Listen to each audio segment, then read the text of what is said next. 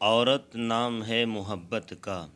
عورت کے جوان ہوتے ہی اکثر عورتوں میں محبت کا احساس مرد کی نسبت بہت زیادہ ہوتا ہے، اور یہ مسئلہ نہیں، قدرتی بات ہے، اور یہ جاننا پیچیدہ ہے کہ وہ کس مرد کے متعلق کیا سوچ رہی ہے۔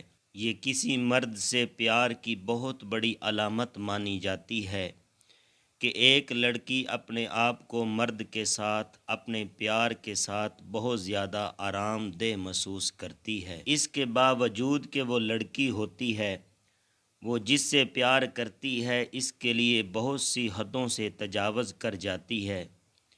یہ اس لڑکی کا سب سے بڑا ثبوت ہوتا ہے کہ وہ آپ سے پیار کرتی ہے۔ اگر وہ آپ سے پیار کرتی ہے تو آپ کے متعلق سوچنے سے، آپ کا تذکرہ ہونے سے یا آپ سے ملنے سے وہ کھل اٹھے گی، یا اس کا چہرہ روشن ہو جائے گا۔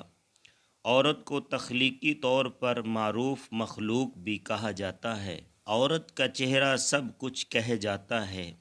یاد رکھیں، عورت یا لڑکی دو جذباتی باتیں کبھی چھپا نہیں سکتی، چاہے کچھ بھی ہو جائے۔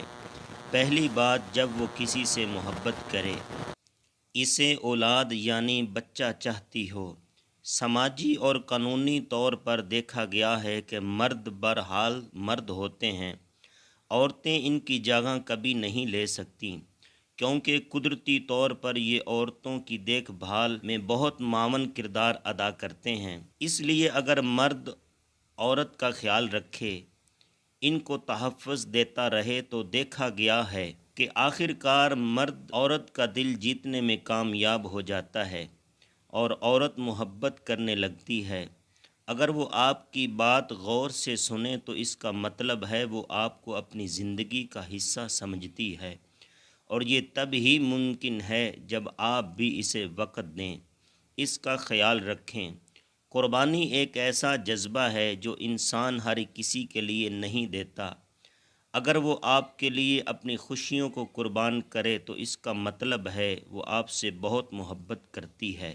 محبت کرنے والی لڑکی کی ایک پہچان یہ بھی ہوتی ہے کہ وہ مصیبت میں آپ کا ساتھ دے، جیسے روزی کی تکلیف ہو، یا آپ کسی مصیبت میں گرفتار ہوں، یا لڑکے کے گھر والے ٹھیک نہ ہوں، تو اس صورت میں آپ کو چھوڑ کر نہ جائے اور آپ کا آخر تک ساتھ دے۔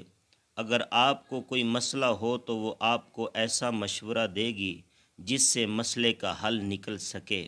وہ آپ کو کبھی غلط گائیڈ نہیں کرے گی، اور آپ کی طرح آپ کے گھر والوں کا بھی اپنے گھر والوں کی طرح خیال کرے گی۔